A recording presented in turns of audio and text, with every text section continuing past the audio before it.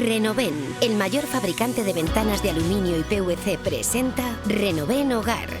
Una nueva división dedicada a la venta e instalación de todo tipo de soluciones para interior y exterior. Cortinas decorativas, toldos, pérgolas bioclimáticas, suelos técnicos, cortinas de vidrio, domótica. Renoven, soluciones para todo tipo de necesidades.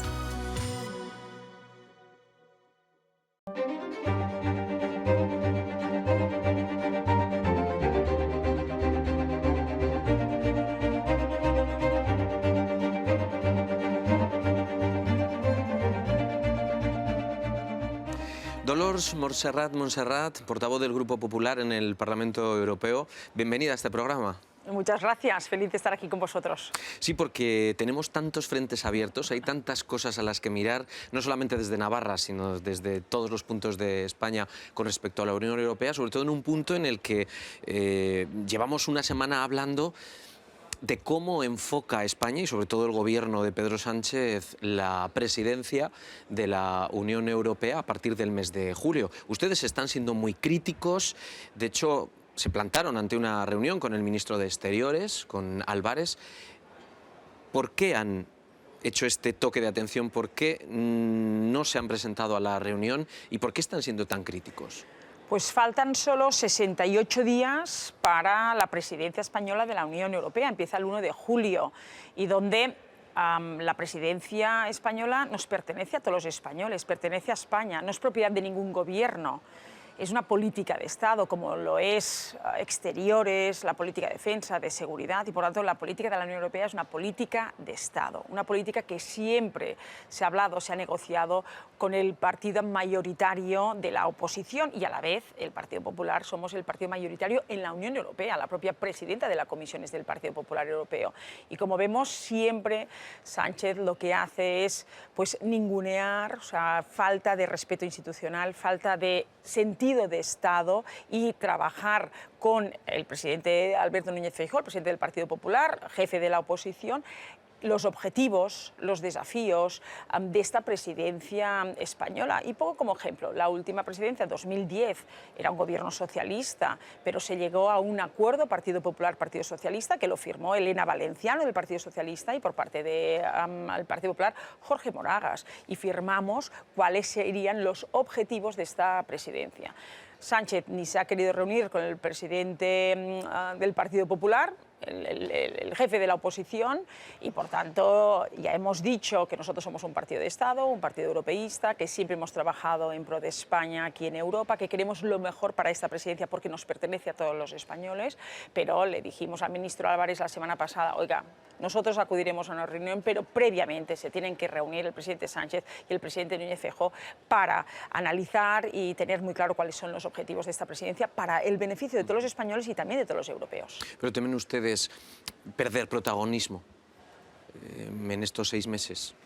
Bueno, no perdemos protagonismo, sino al contrario, queremos lo mejor para España. No queremos que sea una campaña electoral, una campaña de propaganda y que se utilice esa presidencia para una campaña electoral y de propaganda para el presidente Sánchez, sino que esta presidencia nos pasa pocas veces, ¿no? Porque como es rotatoria con los 27 Estados miembros y tenemos una oportunidad única y por tanto tenemos que saber cuáles son los objetivos. Siempre que ha habido una presidencia española, pues hemos reforzado las relaciones con Iberoamérica, tan importantes, y por tanto, ¿qué va a hacer la presidencia española, qué va a hacer el gobierno de Sánchez con esta presidencia española con las relaciones iberoamericanas? No se puede quedar solo con un bla, bla, bla, sino que, por ejemplo, tenemos que cerrar el acuerdo comercial con Chile, con México, con Mercosur, porque realmente esto fortalecería nuestras relaciones comerciales y económicas de España y de Europa hacia también Iberoamérica. Pienso, por ejemplo, en el litio. No podemos depender, el 93% del litio, que el litio es para producir las baterías eléctricas de los coches y otras cosas, dependemos de Rusia. Chile, por ejemplo, podría ser un proveedor de litio y por tanto no dependeríamos tanto de China. ¿Qué es lo que va a hacer la presidencia española ante esto? ¿Qué va a hacer la presidencia española ante la guerra de Ucrania? ¿Qué va a hacer la presidencia española ante las relaciones con China? ¿Qué va a hacer la presidencia española ante el pacto de inmigración en Europa? Por lo tanto, hay mucho que hablar, que discutir, que proponer conjuntamente, porque es una presidencia de los españoles, no es una presidencia propiedad de un gobierno ni de un presidente. Pero nosotros lo vemos cuando venimos, por ejemplo, a Estrasburgo, vamos a Bruselas, vemos que hay buena relación entre los eurodiputados y las eurodiputadas de los distintos partidos, no solamente de España, sino en otros países. Ustedes dialogan, ustedes se ven, ustedes hablan. ¿Necesitan la foto? Pues, más que el diálogo verdadero, detrás de las cámaras, detrás de las entrevistas. Pues justamente, ¿no? Si la Comisión Europea está presidida por una persona del Partido Popular Europeo, pero a la vez también el Partido Socialdemócrata Europeo está dentro de la Comisión y también el partido de Renew, ¿no?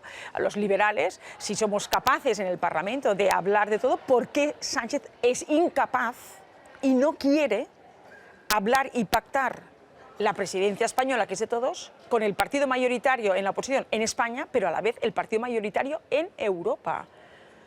Prefiere pactar cualquier cosa con Bildu, con Esquerra, que quieren romper a España, que no pactar con el partido mayoritario en Europa y también el partido mayoritario, el jefe de la oposición en España. Por lo tanto, lo que estamos haciendo aquí en Bruselas, que es lo que estamos reclamando que haga Sánchez con el Partido Popular a nivel nacional. Aquí en los pasillos, aquí en Europa, no están entendiendo por qué Sánchez no lo quiere hacer.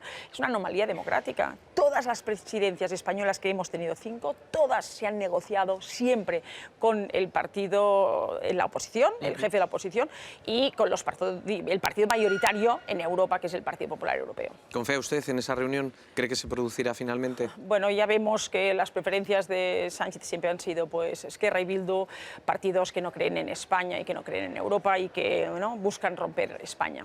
Europa, o por lo menos la concepción de la ciudadanía con respecto a la Unión Europea, ha ido evolucionando, ha ido cambiando en los últimos años, sobre todo después de la pandemia, donde el foco ya se ha puesto en otras materias. Hemos estado durante muchos meses hablando de los fondos europeos, hemos hablado de las necesidades de cada una de las comunidades autónomas, incluso de los propios países, intereses distintos. Queda todavía tiempo de ejecución de todos esos proyectos. ¿Usted cree que vamos a llegar a ejecutar todo el dinero que está encima de la mesa? ¿Por qué no se está gastando? ¿Por qué no se está invirtiendo? ¿Por qué? Un gobierno incapaz. Vuelvo a decir, Europa es una historia de éxito y cuando mejor lo demuestra es, por desgracia, en los momentos de crisis. Lo demostramos, por ejemplo, en la salida del Brexit, cuando Reino Unido decide irse de la Unión Europea. Hubo una unidad total de los 27 Estados miembros ante esta salida tan dolorosa para todos los europeístas del Reino Unido. 2, la pandemia. Cuando llegó la pandemia fuimos capaces de poner encima de la mesa, primero, la unidad de los 27 Estados miembros del Parlamento y de la Comisión para poner soluciones encima de la mesa. Lo primero, invertir e investigar en una vacuna, hacer una compra centralizada, hacer una vacunación masiva para todos los europeos y también exportar vacunas a otros terceros países. Y 2, pusimos encima de la mesa 750.000 millones de euros porque el COVID nos estaba dejando un impacto en nuestra economía, ¿no? Es una crisis, ¿no?, de triple dimensión, siempre digo, sanitaria, social y económica. Y por tanto teníamos que ayudar a ese autónomo que cada día levantaba la persiana y que el COVID hizo que no levantara la persiana, a esa pequeña y mediana empresa que tuvo que hacer un ERTE, aquella gran industria que a lo mejor también tuvo que hacer ERTEs, a esas familias, a esos trabajadores que a lo mejor estaban dentro de un ERTE y por tanto también veían perjudicada su economía. Y por tanto Europa dijo, vamos a dar 750.000 millones para este impacto económico y social que está teniendo la pandemia. Y España va a recibir, y trabajamos duro y lo lideró también el Partido Popular, porque lo quiero decir 1000 veces, aquí en Europa somos el partido mayoritario, conseguimos 140.000 millones de euros para España. Pero estos 140.000 millones de euros, ¿para qué son? Para que lleguen a las familias, a los autónomos. A mí que me digan, todos los autónomos que me están viendo ahora mismo, ¿cuántos han recibido un euro de estos fondos europeos? ¿Cuánto? Los fondos Next Generation son para modernizar nuestra economía, para ayudar a ese autónomo que tuvo que cerrar su negocio, que le costó mucho luego volverlo a reabrir, reabrir, para digitalizar, para hacer esa transición hacia la economía verde y, por tanto, para subir también el PIB. Y si lo estamos viendo es que España no ha conseguido, el gobierno de España no ha conseguido que los fondos tengan el impacto que Europa estábamos reclamando. Punto uno, somos el único país de Europa que no hemos recuperado el PIB anterior a la COVID. Por tanto, te está diciendo ya este dato que no ha sido el gobierno capaz de que estos fondos lleguen a la economía real y a las familias. Dos, continuamos teniendo las listas de paro más altas de toda Europa. Por tanto, te está diciendo este indicativo que los fondos europeos no están llegando donde toca llegar. Y tres, aún no hemos recuperado las horas trabajadas previas a la COVID. Por tanto, te está diciendo que estamos trabajando menos horas que antes. Te está diciendo que la gente está menos, ¿no?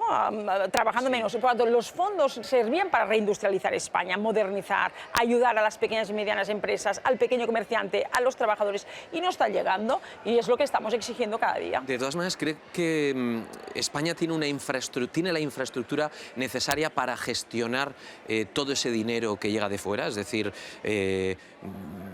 la parte técnica, la parte de funcionarios, o sea, ¿tenemos los funcionarios necesarios para gestionar con agilidad todo eso? Cuando hemos visto que para algunas cuestiones más internas hay problemas, hay listas de espera, la cita previa, etcétera, etcétera. Todo esto es a mayores. Han burocratizado todo, ¿no? Todo el proceso. Y pongo un ejemplo. ¿Se acuerda cuando el gobierno del Partido Popular, de Mariano Rajoy, hizo el plan de proveedores, donde 100.000 millones de euros fuimos capaces en muy poco tiempo de pagar todas esas facturas que estaban pendientes, ¿no? En todas las administraciones públicas? 100.000 millones, y fuimos capaces de que esos 100.000 millones llegaran a la economía real. Ahora estamos hablando de 140.000 millones, pero de estos 140.000 millones, el 70.000 son transferencias directas, que es lo que está llegando ahora, y otros 70.000 son créditos que aún no ha pedido ni siquiera Nadia Calviño a Europa. ¿A qué está esperando cuando tenemos esta inflación disparada y que las familias no llegan a final de mes? Tenemos un nuevo impuesto, que es la inflación, que no está bajando y que, por tanto, la cesta de la compra ha incrementado muchísimo, que la gente está perdiendo ahorro y que no llega a final de mes.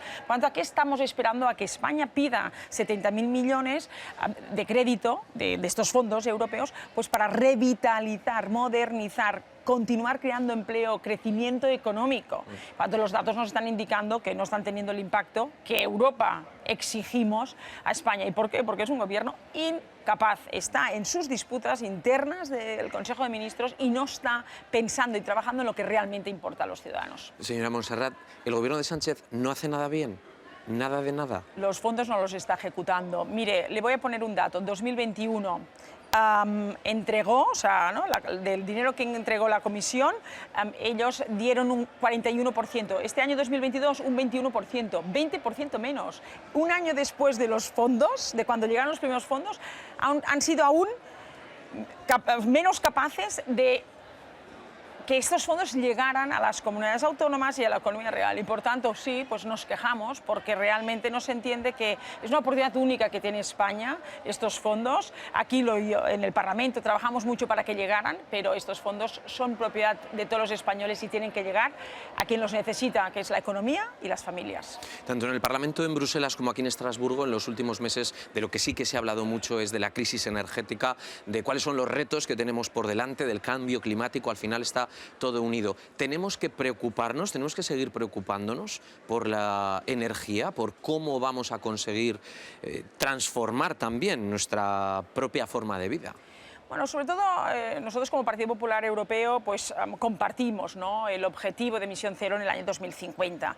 El tema es cómo llegamos a ese 2050 con las emisiones cero y, por tanto, por ejemplo, en tema energético hemos visto antes justo con la guerra de Ucrania que dependíamos demasiado de Rusia y, por tanto, lo que tenemos que hacer es depender menos de un solo mercado, sino que nosotros tenemos que potenciar desde Europa pues las renovables, las conexiones energéticas entre los Estados miembros, ¿no? España, por ejemplo, con Francia. Tenemos, y ha dicho la Comisión y el Parlamento, ha dicho pues que el gas y la nuclear son energías verdes de transición, por tanto, utilicémoslas. Y ahora justamente se está negociando el paquete de la nueva reforma energética que va hacia este camino que acabo de explicar y sobre todo va hacia, ¿no?, contratos con los productores de energía a más larga durada, pues con más tiempo. ¿Para qué? Para que los precios pues, no suban. Lo importante del mercado energético es que tiene que haber un único mercado energético europeo. Tenemos que avanzar hacia esa convergencia para que no nos pase, ¿no?, que cuando hacemos la excepción ibérica, pues los franceses se beneficiaban de nuestra excepción ibérica y por tanto nosotros con nuestros impuestos estábamos pagando una rebaja de energía a los franceses. Por tanto, tenemos que ir hacia esa convergencia y a ese mercado energético europeo y por tanto se ha avanzado muchísimo. Estamos en un paquete ahora justamente legislativo que estamos discutiendo pues, todas las medidas energéticas. Habrá que impulsar los proyectos que nazcan desde las regiones, porque es verdad que después de la pandemia y la crisis con Rusia, la guerra de Ucrania, se nos vieron de alguna manera las vergüenzas en España de no haber sabido, no sé si retener proyectos de generación de energía, el haber cerrado todas las centrales nucleares, en fin, aquí están implicados todos los gobiernos anteriores, tanto del Partido Popular como del Partido Socialista, y estamos mirando a un futuro que no sabemos realmente hacia dónde va. ¿No estamos un poco todavía despistados? Bueno, sobre todo yo diría que tanto la pandemia como la guerra nos ha dado dos lecciones muy claras, ¿no? O una lección muy clara en Europa: autonomía estratégica. Necesitamos reindustrializar Europa, necesitamos tener nuestra propia energía, pero también tenemos que producir nosotros nuestras propias mascarillas. Yo quiero recordar que cuando empezó la pandemia, pues en Europa no producíamos muchos de los materiales necesarios para proteger a nuestros médicos. Y yo recuerdo al inicio de la pandemia como algunos médicos, muchos profesionales sanitarios, se protegían con bolsas de basura en España y también en otros rincones de Europa. Y por tanto, lo que hemos aprendido sobre todo es autonomía estratégica, reindustrializar Europa, tener materias primas, trabajar, ¿no?, para ¿no?, tener mucha inversión, innovación, investigación en Europa y tener más Made in Europe de todo tipo de industria. Y por tanto, por esto hemos apostado porque el gas, la nuclear son energía verde de transición y por tanto alargar la vida de nuestras centrales nucleares, pero también pues, ¿no?, todo lo que es energía renovable, a trabajar hacia esa energía renovable, las conexiones, ¿no?, que toda Europa esté conectada en los 27 Estados miembros es muy importante y por tanto la Unión Europea, yo creo sinceramente que hemos sabido liderar, y lo que he dicho, no es una historia de éxito, ¿no?, en los momentos complicados. Ha sido una historia de éxito durante el COVID y está siendo una historia de éxito por la unidad de todos los 27 Estados miembros ante la guerra de Ucrania, pero también ante las consecuencias de esa guerra de Ucrania, como es la crisis energética. Usted, como catalana, sabe y conoce perfectamente la importancia también de la industria automovilística, con Seat Martorell. Nosotros en Navarra miramos a Volkswagen también en el polígono de Landaven. Estamos, cada vez que nos asomamos a la actividad parlamentaria europea, hay fechas y fechas y metas y fechas, ¿no? La Unión Europea también se ha puesto esa fecha de 2035 para las cero emisiones, para la prohibición de la venta de los coches de combustión y la apuesta por el eléctrico. Pero no tenemos ni postes en los garajes de casa. Este es el gran problema. El Partido Popular Europeo, todo en el conjunto, ¿no?, esta gran fuerza mayoritaria en Europa, votamos en contra. O sea, nosotros estamos a favor de los compromisos emisión cero 2050, pero ¿cómo llegamos ahí? ¿Malmetiendo a la industria o con la industria, con el empleo, con el crecimiento económico, con la riqueza? Lo tenemos que hacer con los sectores.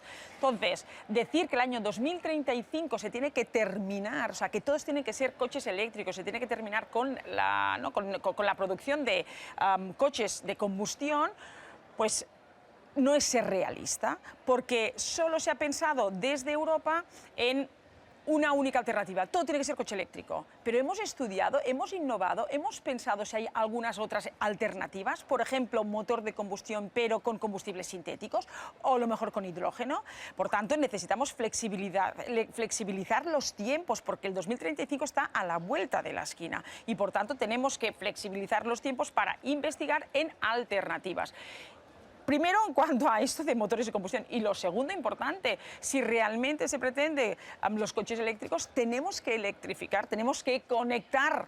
Y por tanto es muy fácil en las zonas urbanas, como pueden ser las grandes ciudades, pero pensemos en un pueblo. España está conformada de muchos municipios. Yo soy de un municipio pequeñito, por ejemplo. Pensemos en toda la zona rural, ¿no?, en cada uno de los municipios. ¿Tendremos esta capacidad el año 2035? Esta es otra de las prioridades que tendríamos que saber qué es lo que va a decir Sánchez en la presidencia europea. Por tanto, no olvidemos que España somos el segundo productor en vehículos, de Europa. Y por tanto, el sector del motor para nosotros es muy importante, crea mucha riqueza y mucho empleo. Y por tanto, tenemos que trabajar conjuntamente con el sector.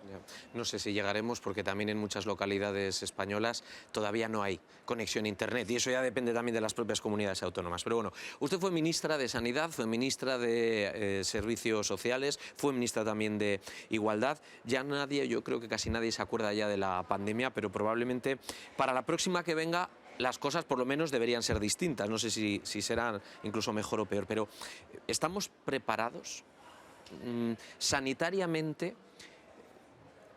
¿Podemos decir que ese puede ser uno de los sectores del futuro? Hemos hablado de la industria automovilística, la industria en general. Usted ha hablado varias veces de la digitalización, de la renovación en muchos aspectos. ¿Cuál es el futuro de la sanidad? Lo primero es que cuando llegó la pandemia nos dimos cuenta que Europa no tiene competencias en sanidad y que la pandemia no conocía de fronteras y que teníamos que afrontar esta pandemia desde la unidad de los 27 Estados miembros. Por tanto, lo primero que hemos hecho desde la Unión Europea es nunca más, tenemos que estar preparados. ¿Qué hemos hecho? Crear la Unión Europea para la salud, de la misma manera que tenemos la Unión Monetaria, ¿no? Unidad de mercado, mercado único, pues también hemos dicho pues, crear la Unión Europea para la salud. ¿Queremos robar las competencias a las comunidades autónomas o a los Estados miembros? No, pero sí que queremos liderar, armonizar y coordinar desde Europa las políticas sanitarias. ¿Para qué? Para que no nos pase lo que nos pasó al inicio de la pandemia, que unos países tenían mascarillas, otros Estados miembros lo mejor no. Por tanto, sí, nos estamos preparando, pero también los fondos Next Generation, y lo quiero dejar bien claro, eran sobre todo para tres objetivos. Para el impacto social, he dicho, impacto económico, pero también el impacto sanitario. Nuestro Sistema Nacional de Salud, uno de los mejores, ya no de Europa, sino del mundo, ha sufrido, está tensionado la atención primaria. Y, por ejemplo, de los 140.000 millones de euros, el gobierno de Sánchez solo va a dedicar 1.400 millones de euros al Sistema Nacional de Salud, cuando realmente pues, ha sufrido mucho. Tenemos que pensar en la salud mental, en la primaria, en la resistencia antimicrobiana. Y voy a poner un ejemplo, los ciberataques que están sufriendo ya en nuestros hospitales. Hace poquito que tuvimos un ciberataque muy importante en Barcelona, en el Hospital Clínico, que durante unas semanas se vio las complicaciones que esto suponía. Por tanto, estamos hablando ya no solo de pandemia, sino que aquí en Europa nos estamos preparando y queremos que se preparen los sistemas nacionales de salud ante cualquier desafío o emergencia sanitaria, que también puede ser una guerra híbrida, que también puede ser cualquier tipo, por ejemplo, de un ciberataque global, por ejemplo. Lo mismo que pasó en el Clínico, imaginémonos que esperemos que no, podría pasar. Cuando la salud es primordial, es un objetivo de la Unión Europea y tenemos que exigir a nuestros Estados miembros que ejecuten los fondos para reforzar nuestros sistemas nacionales de salud, para reforzar a nuestra primaria, para reforzar a los profesionales sanitarios y para continuar investigando y tener el mejor acceso a los mejores tratamientos para todos. Porque durante la pandemia vimos que, por ejemplo, otras enfermedades que no era el COVID, como pueden ser enfermedades crónicas, pero no solo en España, sino en toda Europa, pues vieron retrasados la programación de sus operaciones y esto ha tenido un impacto negativo en la salud de todos los pacientes. Por tanto, tenemos que, con estos fondos europeos, Sánchez tiene que dedicarle a la salud y ojalá sea una de las prioridades que ponga la presidencia española. Se está hablando mucho también, entre estas tantas paredes del Parlamento Europeo, sobre la reforma de las pensiones. Pensábamos que era una cuestión que incumbía únicamente o de manera independiente a cada uno de los países, pero es verdad que aquí se está hablando y mucho. Estamos en Estrasburgo, estamos en Francia, estos 2 días que llevamos aquí, hemos visto cómo la calle sigue en contra de las decisiones de Macron con respecto a la edad de jubilación, etc. ¿Qué va a pasar? ¿Va a haber acuerdo? ¿Es complicado? ¿Hay muchas diferencias entre la situación de cada país? Bueno, sobre todo lo que exige Europa es que las pensiones tienen que ser sostenibles y que no pueden endeudar a las generaciones futuras y que la mejor manera de tener un sistema de pensiones sostenible es crear empleo, es la mejor política social. Por tanto, lo que tenemos que hacer es crear empleo. Y yo quiero recordar que España es el país número 1 en la lista del paro más larga y donde no hemos recuperado el PIB anterior al COVID y donde no hemos recuperado las horas trabajadas anteriores al COVID. Por tanto, tenemos que hacer políticas de crecimiento económico y de creación de empleo, porque es la mejor fórmula para tener las mejores pensiones. Al final, las pensiones de hoy se pagan con el empleo de hoy también y, por tanto, necesitamos máximo empleo y crecimiento económico en España. Esta es la mejor política social y esto es lo que pide Europa, sostenibilidad en nuestras pensiones, y la mejor política para esta sostenibilidad es crear empleo. Lo que sí que hacemos desde un tiempo a esta parte es mirarnos el bolsillo, perdón, mirar si realmente nos da para vivir de manera digna. Hace unos días el presidente, en sesión de control, el presidente Sánchez, anunció una inversión de 4.000 millones de euros en vivienda protegida. ¿También se habla aquí de la vivienda o al final, de alguna manera, eso sí que depende de cada país? Sí, la vivienda es más una competencia nacional. Pero bueno, ya hemos visto, ¿no?, siempre cómo miente, ¿no? El presidente Sánchez del año 2018 dijo que pondría, ¿no?, un parque de vivienda de, si no me acuerdo mal, de 50.000 viviendas, luego dijo de 100.000, ahora nos ha puesto a decir 50.000 en el Sareb. Simplemente estamos en campaña electoral y, como siempre, hace muchas promesas y luego las incumple todas. Lo que necesitamos es una ley de vivienda que, primero que todo, se desocupe al ocupa ilegal en 24 horas, porque la persona que está ocupando una vivienda está malmetiendo a esa familia que ha ahorrado toda su vida para poder tener ese piso. Ese piso es su pensión, es su ahorro de una familia y, por tanto, necesitamos una ley de vivienda que desocupe al ocupa ilegal en 24 horas. Necesitamos política de habitaje, por supuesto, social, pero sobre todo lo que necesitamos es ayudar a los jóvenes. En vez de penalizar al propietario, en vez de decirle al propietario, usted no puede alquilar esta vivienda más de este precio, usted, si lo tiene desocupado por un tiempo, usted va a ser castigado. Lo que se tiene que hacer es hacer políticas de incentivar el alquiler. ¿Y cómo? Pues nosotros hemos propuesto el aval que te piden, ¿no?, la caución que te piden cuando un joven alquila un piso, pues que esta caución la vale el Estado, ¿no? Esto es una propuesta del Partido Popular. O, por ejemplo, cuando compras un piso, una persona joven le dicen, oye, necesitas poner el 20% de tu parte y el 80% sí que el banco te da la hipoteca. Pues este 15% que tú tienes que poner, pues el Estado te lo avalará. Tenemos que ayudar a que el joven entre al alquiler o a la compra y, por tanto, por esto hemos dicho pues también, ¿no?, un pago único de 1.000 euros a esa joven, a esa familia que quiera comprar un piso, su primer piso, o alquilar. Tenemos que incentivarlo. Lo que no tenemos que hacer es castigar, porque al final el propietario, ¿por qué no alquila? Y yo lo digo, Cataluña, por ejemplo, el 50% de las ocupaciones de toda España está en Cataluña. Un propietario en Cataluña, ¿por qué no quiere alquilar su piso? Tiene pánico a que le ocupen. A que le entre un inquilino, pero que al final este inquilino acabe siendo un ocupa ilegal. Por lo tanto, por eso necesitamos una ley de antiocupación y de desocupación del ocupa ilegal en 24 horas. Por tanto, como siempre,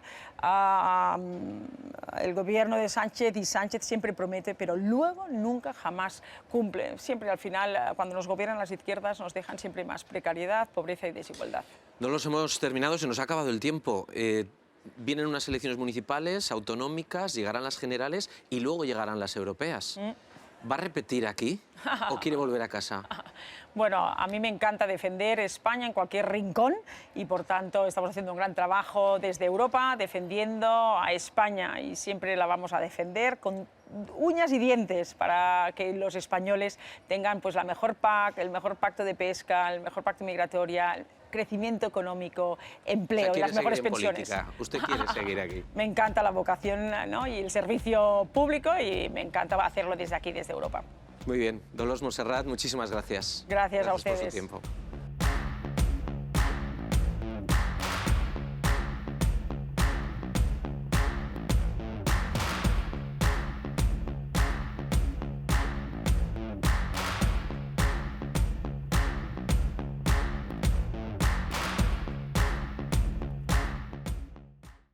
Renoven, el mayor fabricante de ventanas de aluminio y PVC, presenta Renoven Hogar. Una nueva división dedicada a la venta e instalación de todo tipo de soluciones para interior y exterior. Cortinas decorativas, toldos, pérgolas bioclimáticas, suelos técnicos, cortinas de vidrio, domótica. Renoven, soluciones para todo tipo de necesidades.